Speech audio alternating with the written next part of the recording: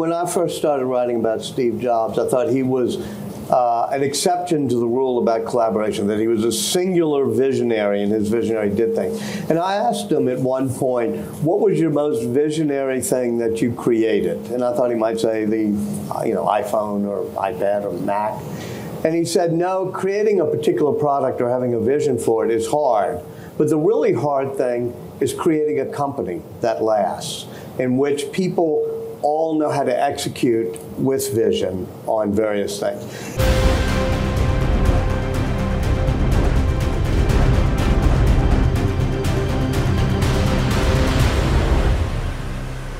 Sobat Integritas, jumpa lagi kita dalam program Visi Educare, satu visi utama. Malam hari ini sore menjelang malam, kita akan, biasanya kita diskusi, ya ini juga diskusi, tapi kita akan membahas salah satu buku menarik dan penting. Ini khususnya bagi mereka yang menggeluti teknologi informasi gitu ya. Dan di buku ini banyak dibahas asbabun nuzul munculnya berbagai terutama komputer ya, Mas Bambang ya.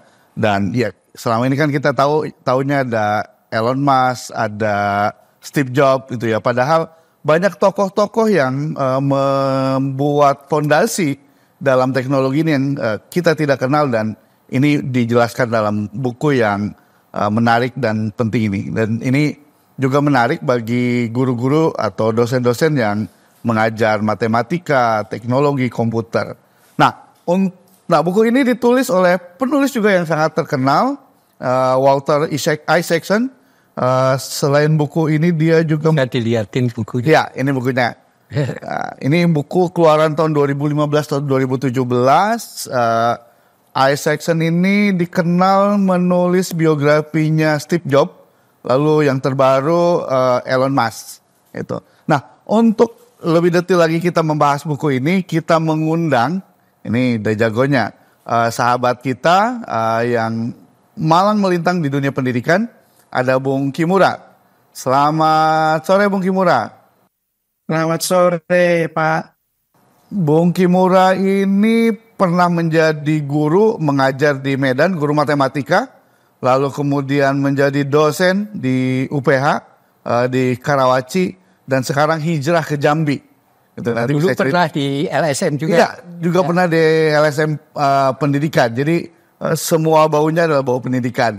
Nah, yang kedua ada Mas Bambang Wisudo, ini narasumber tetap kita. Mas Bambang ini aktivis pendidikan karena beliau nggak mau disebut pengamat gitu ya. Beliau aktivis pendidikan yang juga expert visi pendidikan, visi integritas gitu ya. Nah, saya mulai dari Bung Kimura dulu nih. Di Jambi mau ngapain aja Bung Kimura? Saya di Jambi sebenarnya kerjanya banyak di Papua malah ya. Nah, Papua. Sesuai dengan buku yang kita baca nih. Saya berutang budi dengan semua yang ada di buku ini sehingga saya bisa dari Jambi kerjanya bisa ke Papua gitu ya. Oh, jadi saya di Jambi karena istri dan anak-anak ada di sini. Jadi saya resign dari UPH dan saya membantu teman-teman NGO yang bergerak di bidang pendidikan di. Jadi apa sih yang dilakukan di Papua? Apa ya ngomongin soal pendidikan juga, matematika atau hal yang lain? Ya, di Papua saya ikut membantu terlibat ini ya program-program peningkatan literasi, numerasi dan beberapa hal lain ya. Kita tahu meskipun hingar-bingar dunia digital, di Papua tentang literasi yang sederhana mungkin juga masih perlu kita bantu sih. Oke, jadi nggak jauh-jauh dari pendidikan gitu ya, Bung Kimura. Nah, langsung aja ke topik kita. Bung Kimura bisa ceritakan terkait dengan bukunya Isaacson ini. Apa sih pentingnya buku ini dan kenapa guru, dosen atau kita semua ya kalau mau pakai kata wajib membaca buku ini? Iya, saya senang sekali ketika baca buku ini ya, dan diajak Pak Bambang untuk mendiskusikannya ya, bahkan dikirimi juga bukunya yang versi hard copy-nya ya. Eh, buku ini sangat penting sebenarnya, apalagi pada guru matematika ya. Saya sebagai pengajar matematika juga melihat pentingnya buku ini untuk membuka gambaran bahwa matematika itu kontribusinya seperti apa di dalam dunia. Bahwa matematika itu dari buku ini kita dibukakan bahwa matematika itu tidak berada di dalam ruang kosong. Baik dari kontribusinya, perkembangannya maupun dalam kita mempelajarinya. Jadi dia tidak bisa menyendiri dipelajari, tidak bisa juga menyendiri dinikmati. Gitu. Oke, saya ke Mas Bambang yang sudah pegang buku ini. Ini sebagai jurnalis yang juga malang melintang di dunia pendidikan, juga aktif melakukan literasi di berbagai tempat, melakukan pendidikan pedagogi kritis di guru-guru gitu ya. Juga pelatih menulis.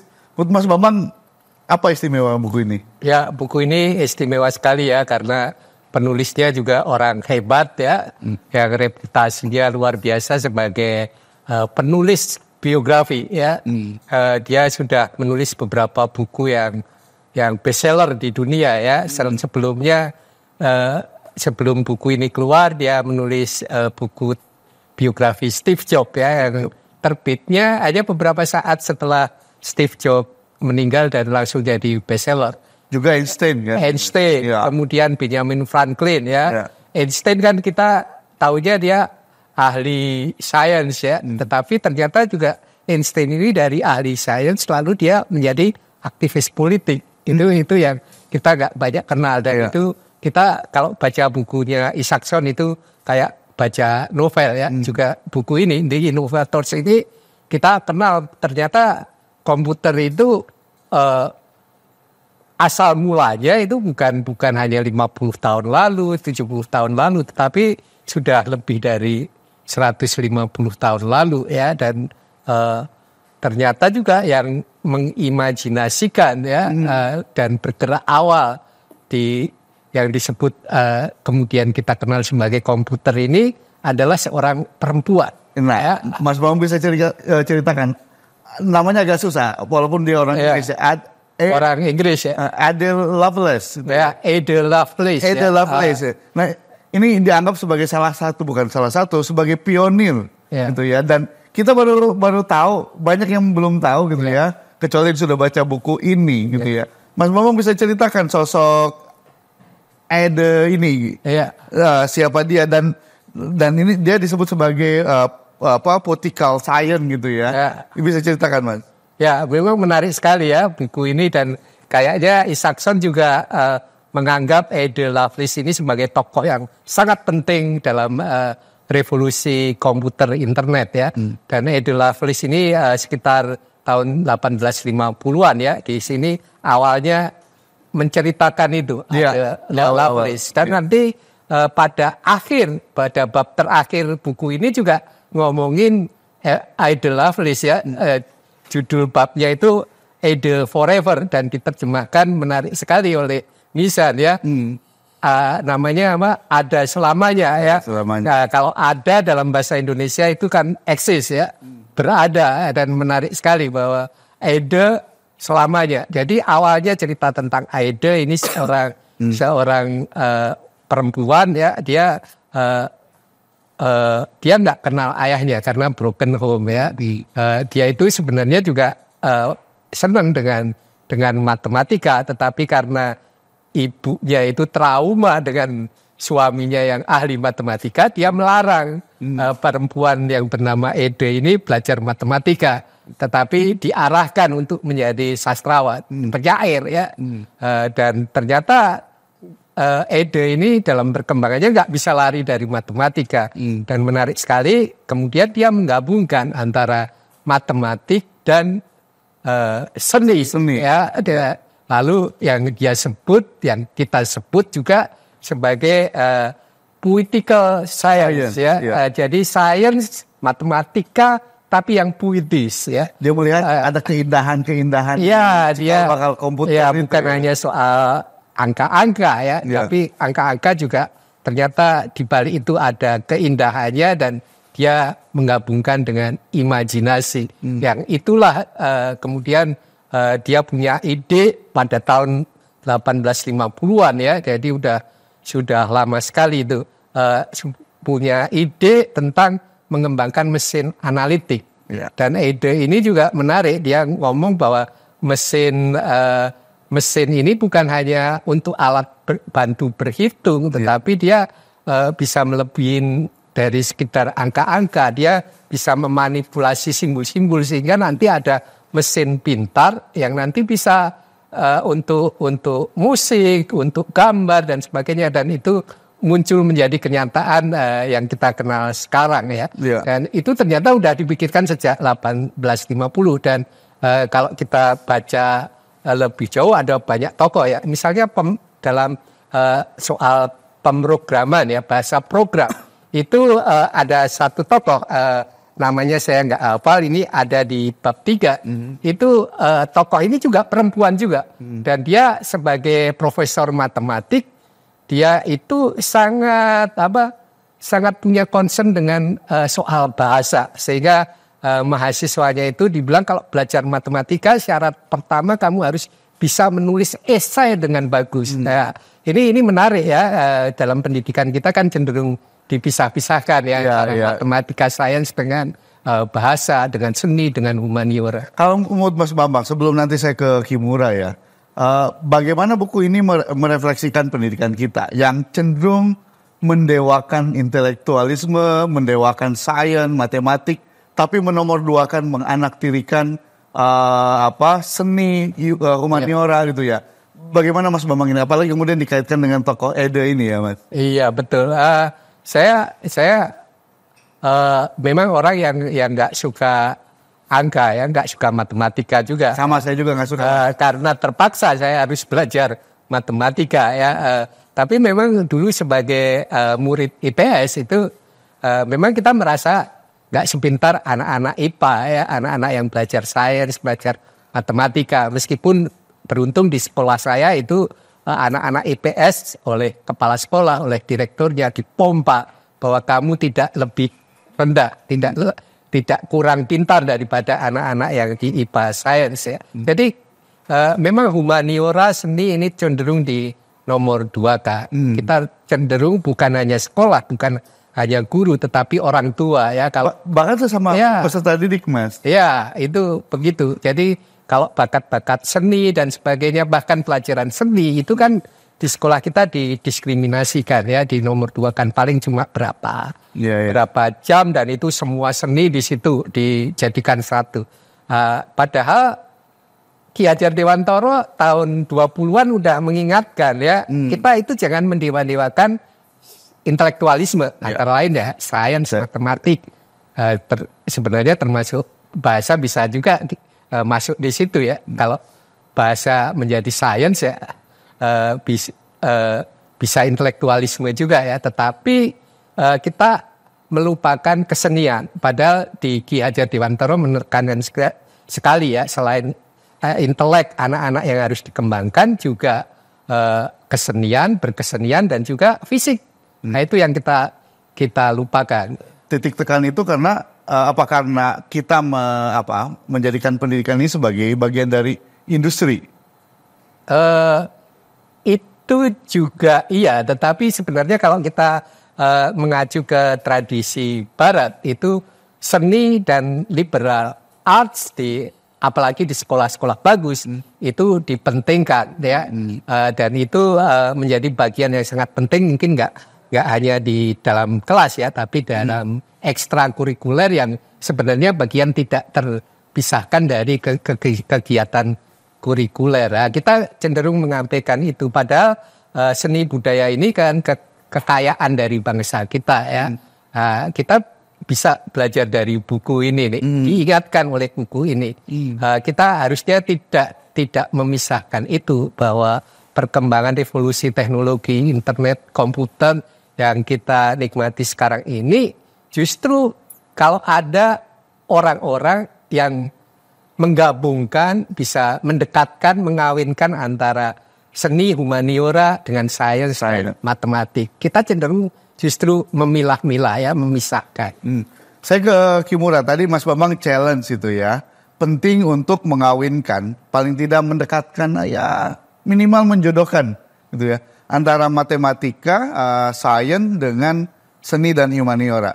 Nih, sebagai aktivis pendidikan gitu ya, yang kita anggap sudah tercerahkan, apakah pernah mendorong Sebagai guru matematik ya. dan sebagai guru matematika untuk mendekatkan itu, Bung Kimura, silakan.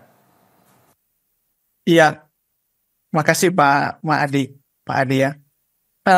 Yang menariknya berdasarkan pengalaman saya dan juga sebenarnya kalau kita baca matematikawan itu ya, matematika itu sebenarnya nggak bisa lepas dari seni ya juga ya. Matematika itu malah banyak matematikawan itu bilang bos matematika itu adalah seni gitu ya. Hardy itu bilang bahwa matematika yang baik itu yang seni itu buktinya bahwa itu matematika yang baik gitu ya. Nah kalau dalam pengalaman di sekolah, pengalaman saya bahwa anak-anak yang rasanya itu kurang dalam bermatematika biasanya adalah anak-anak yang biasanya agak kesulitan dalam bermatematika. Karena apa? Biasanya anak-anak yang hanya berpikir oh matematika ini hanya hitungan gitu, sehingga dia hilang keindahannya gitu. Dorongan dia bermatematika akhirnya surut hanya sekedar untuk mendapatkan nilai. Tapi kalau rasa itu ada, seni itu ada, anak bisa melihat keindahan itu biasanya anak akan terdorong untuk belajar matematika. Pengalaman itu biasanya kalau saya mengajar ya, salah satu yang bisa dilakukan adalah ketika kita mengajar misalnya kita mengajar tentang pi gitu ya, bilangan pi atau tentang lingkaran. Biasanya kita paparkan dulu bentuk-bentuk yang indah yang direpresentasikan pi ini. Nah, baru kita bilang gimana perasaanmu melihat pola-pola ini semua gitu ya. Kemudian kita rasakan menurut kamu indah nggak ya? Takjub nggak ya? Nah, mungkin itu dulu yang perlu juga ya. Seringkali mungkin waktu mengajar itu langsung masuk, oh ini rumusnya gitu ya.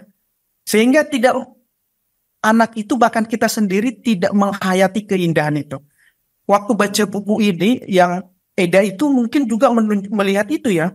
Bahwa oh indah banget ternyata ini ya. Padahal mungkin yang dilihatnya itu sebenarnya bukan pemandangan alam ya, tapi yang dilihatnya pola matematiknya di situ kan. Kalau kita lihat baca dari sini, dia bisa melihat keindahan pola matematiknya itu. Nah, yang saya lihat lagi ya, satu lagi, biasanya ya kalau anak yang punya rasa, udah terbangun rasa keindahannya melihat matematika itu, biasanya anak ini punya semangat motivasi yang baik dalam belajar matematika. Jadi karena waktu belajar matematika tidak mungkin anak akan selalu merasa senang, tertarik, nggak bosan begitu ya, kemudian nggak pernah mengalami hambatan. Tapi ketika orang melihat matematika itu suatu keindahan, meskipun ada hambatan, dia selalu terdorong untuk menikmatinya itu sih. Biasanya guru-guru matematik dianggap killer tuh, Bung Kimura. Nah, Jadi salah gurunya atau muridnya? Iya. Mungkin gurunya juga perlu menikmati seni sih ya. Jadi rasa itu perlu ada ya. Nah, salah satu sebenarnya di penelitian pendidikan matematika terakhir ini malah, nah ini mungkin guru juga perlu banyak baca ya.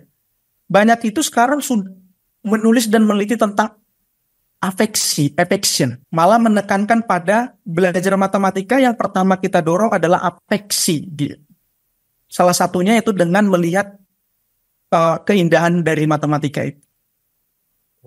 Untuk menjadi guru matematik yang menyenangkan seperti Bung Kimura, ini apa sih syaratnya gitu ya? Apa yang mesti dilakukan oleh guru-guru yang lain, Bung Kimura?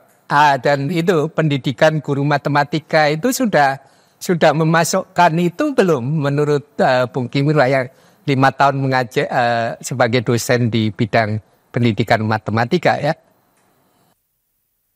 Kalau menurut saya belum ya, belum banyak ya, belum ya. Jadi masih terlalu teknis juga ya, terlalu abstrak. Abstraknya ya tidak mendorong keindahan sih ya, itu mungkin ya. Kalau guru kurang mendorong keindahan dari matematika itu mengajak anak merasakan keindahan itu. Untuk jadi guru matematika seperti Bung Kimura ya jadi guru yang menyenangkan mengajarnya, apa yang mesti dilakukan guru-guru yang lain nih, Bung Kimura? Wah, saya nggak tahu saya apakah menyenangkan atau menyebalkan, maksudnya. Kita harus tanya murid-murid dulu nih ya. Kalau Menurut saya mungkin kalau pengalaman Bung Kimura bisa jadi seperti ini gimana gitu ya? pengalaman mungkin bisa melihat bahwa matematika itu juga adalah indera sendi, adalah yang memang nggak bisa menyandarkan dari apa yang kita dapatkan di persekolahan maupun di perkuliahan ya. Saya banyak terbantu dengan diskusi-diskusi seperti ini, kemudian juga membaca biografi. Oh ternyata matematikawan itu ternyata orang-orang seni ya. Iya. Nah itu juga ya, saya kira dalam isu matematika dan sains ya itu kita cenderungnya kan terlalu cepat-cepat diperkenalkan pada angka, pada keterampilan berhitung ya. Tapi konsep-konsep dasarnya yang sebenarnya dekat banget dengan kehidupan ya, itu malah dilewatkan. Dan kalau buku untuk anak-anak aja sebenarnya banyak sekali ya tokoh-tokoh sains yang sudah dibukukan dalam bentuk biografi, bahkan biografi yang dikomikkan ya. Nah itu misalnya tentang Einstein, tentang macam-macam ya, Marie Curie dan sebagainya, kimia ya. Itu saya kira menarik sekali kalau dikaitkan antara literasi, membaca biografinya dengan memperkenalkan konsep baru yang rumus ilmunya sendiri ya. Dan rumus-rumus itu yang bisa menghantui ya. Contohnya saya ini mohon maaf nih Bung Kimura, saya nggak terlalu suka matematika gitu. Kan dari awal, dan ya lihat angka, lihat rumus itu ya, dan ini yang kemudian. Dan ternyata yang misalnya itu ya, menghafalkan hitungan perkalian 1 sampai 100 yang di Indonesia di pendidikan kita kan kayak harus gitu ya, kelas berapa udah harus hafal. Ternyata itu kalau di Barat itu ada pengakuan bahwa sebenarnya ini anak-anak pintar yang bisa dengan cara itu ya menghafal cepat perkalian 1 sampai 100 ya.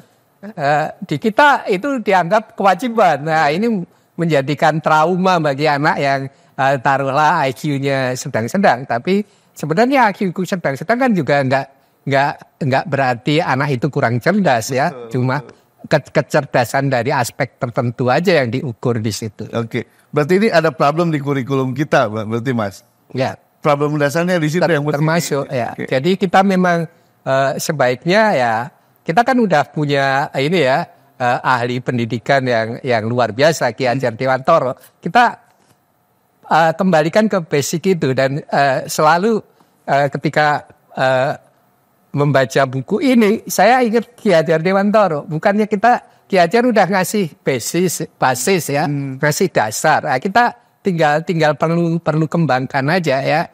Dan cara antara matematika, seni dengan ilmu sosial, humaniora, dengan sains itu jangan terlalu dipisahkan ya. Dan penghargaannya harus juga ada effort juga ya. Orang-orang yang memang kurang dalam soal matematika atau sains itu jangan dianggap lebih bodoh. Dan saya kira Bung Kimura juga setuju ya bahwa taruhlah SD-nya matematikanya bego banget. Apakah itu tidak membuka peluang nanti ketika sarjana dia jadi matematikawan yang pintar? Kan nggak tertutup juga ya. Mungkin satu saat dia mendapat pencerahan lalu suka matematika. Ada titik balik gitu ya. Walaupun kalau saya memang nggak suka sampai sekarang. Dan yang harus ditekankan juga di buku ini ya, di bagian akhir ya, bahwa jarak antara ini ya, orang-orang yang meminati bidang humaniora ini itu jangan buta matematika, bahkan jangan buta juga dengan bahasa program kalau yang diomongin Nadiem ya. Meskipun saya nggak terlalu setuju dengan itu ya. Sebaliknya begitu juga orang matematika sains jangan buta dengan seni dan soal-soal humaniora, karena dalam kehidupan itu menyatu ya. Kita kan berpikir matematis hampir nggak ada ya di bukan terlalu mengeneralisir ya. Tapi taruh lagi nih, bikin got di pinggir jalan itu kok nggak pakai hukum fisika ya. Misalnya kedalaman got itu sama, padahal jalannya naik turun. Itu pakai hukum korupsi, Mas, bukan hukum fisika. Dan itu hitungan matematikanya bukan kali tambah, Mas, tapi bagi-bagi, Mas. Bagi-bagi aja. Kalau ilmunya kan udah diajarkan di SD, bikin gotnya seperti itu ya. Iya. Mas Bambang, terakhir, apa yang bisa dipelajari dari buku di Inovator ini, gitu ya, dikaitkan dengan ledakan AI? Ya, ini menarik sekali ya. Saya itu agak cenderung mengikuti pemikiran Hariri ya, yang dia sangat khawatir sekali dengan AI akan menggantikan manusia, tanda kutip ya. Tetapi kalau di buku ini justru sebaliknya ya.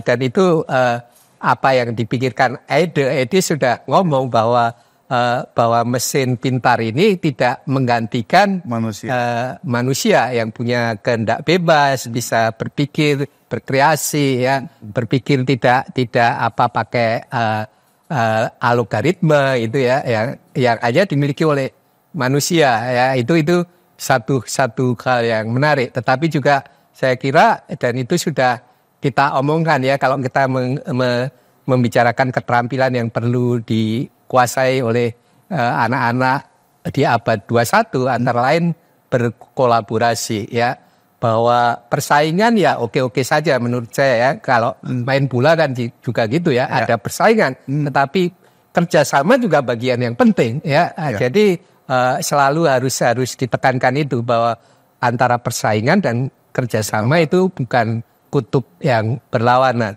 dan dalam kerjasama itu tidak hanya ini ya berkumpul gitu ya, tetapi juga bagaimana membentuk tim, bagaimana kolaborasi ini, kemampuannya yang justru yang berbeda-beda itu, keahlian masing-masing itu dijadikan satu. Nah, itu kalau menjadi bagian pendidikan anak-anak dari dini sampai dewasa, saya kira menarik sekali. Dan ternyata inovasi dalam revolusi teknologi informasi dan komputer ini bukan dilakukan oleh tokoh-tokoh yang individual ya, tapi justru bersama-sama.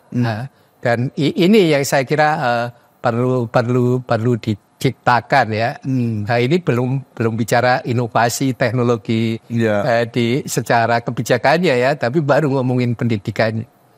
Bung Kimura, terakhir masih dengan kita, Bung Kimura.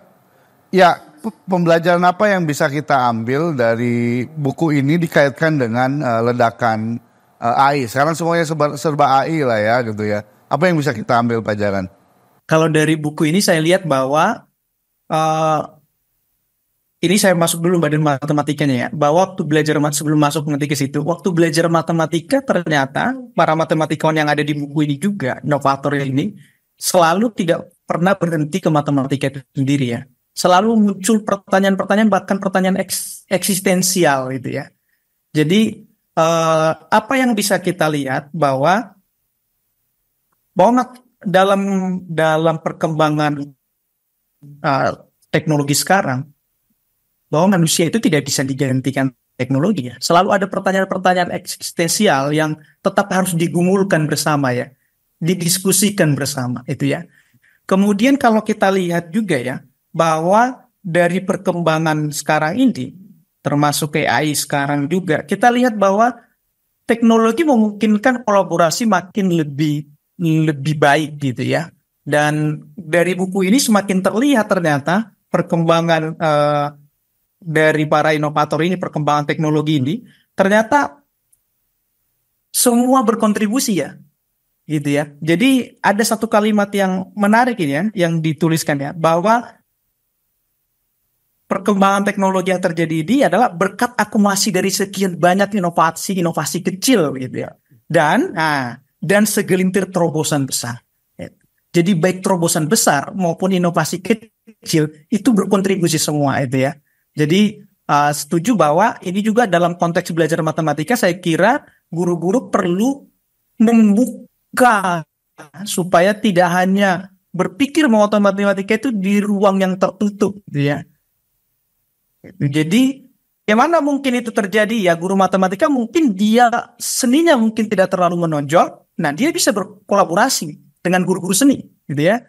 Terhadap bidang-bidang humaniora, dia bisa berkolaborasi. Saya kira mungkin disipliner itu tidak bisa lagi menjadi patokan ini ya, patokan yang harus terus-menerus dilakukan. Mungkin harus dibarengin. Mungkin ada waktu disiplinary, bentuk mengajarnya interdisciplinary, transdisciplinary, sehingga membuat wawasan murid itu lebih luas gitu ya.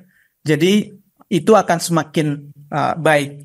Termasuk kayak ini juga membantu itu ya, membantu anak juga tidak lagi dibuat hanya berpikir mekanis begitu ya, sehingga matematika itu tidak lagi berpikir hanya komputasi gitu, akan lebih luas, lebih indah gitu ya.